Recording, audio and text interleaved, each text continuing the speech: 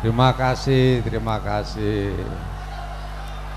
Baik, saya boleh bicara kan? Ya. Assalamualaikum warahmatullahi wabarakatuh.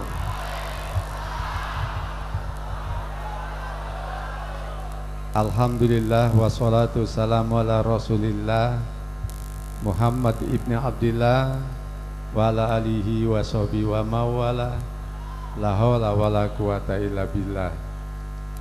Yang saya cintai dan saya muliakan guru saya Bapak Kiai Haji Uci Turtusi. Semoga selalu diselamatkan oleh Allah Subhanahu wa taala, dimuliakan oleh Allah Subhanahu wa taala, diberikan kesehatannya, dipanjangkan umurnya. Saya tajim pada beliau walaupun umur saya lebih tua, tapi saya sangat menghormati karena tidak akan pernah terjadi suasana seperti ini di tempat lain. Saya sudah keliling Indonesia, ke Kalimantan, kemana, saya merasa di sini saya menemukan kebeningan hati saya. Di sini saya menemukan kesejukan hati saya, dan di sini saya merasa sadar bahwa kita adalah manusia yang memang memerlukan kesejukan, dan itu ada pada kiai, seorang kiai yang satu-satunya menurut saya ada di Banten adalah Kiai Uci Turtusi.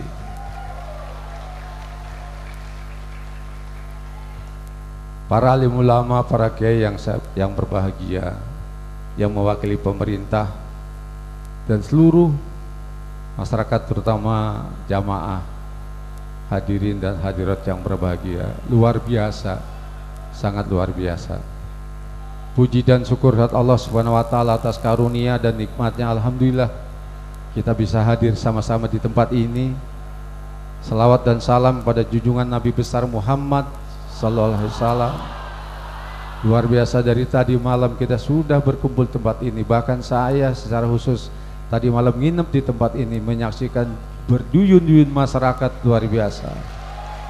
Ini memberikan harapan bagi umat, ini memberikan keyakinan pada kita sekalian bahwa Islam adalah agama yang benar, Islam adalah agama yang kokoh. Makanya pada kesempatan silaturahim ini mari kita bangun hubungan Islamiyah di antara kita, bangun ukhuwah Islamiyah di tengah sederet masyarakat dengan berbagai persoalan politik dan persoalan lainnya.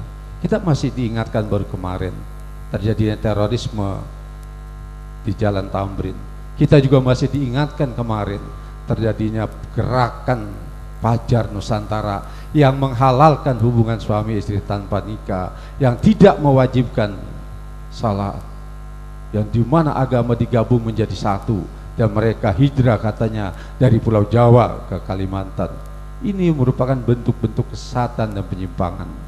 Oleh karena itu mari kita percayakan kepada guru-guru kita, kita belajar, kita bertolabul ilmi, kita melihat dan memandang kondisi apa yang terjadi di masyarakat kita, khususnya masyarakat Banten. Kita harus menjadi seorang yang amanah, kita menjadi seorang yang amanah, yang qanaah, yang istiqomah, yang merasakan betul denyut nadinya masyarakat. Kalau kita diberikan amanah, maka kita harus mewujudkan apa yang menjadi harapan-harapan masyarakat itu. Oleh itu yang kita cari pada hari ini adalah mencari ridho Allah Subhanahu wa taala. Hati kita bening sekarang, kita merasa ada di dalam suasana kesempurnaan. Apalagi kita dengan zikir dan terus zikir dan mengingat Allah.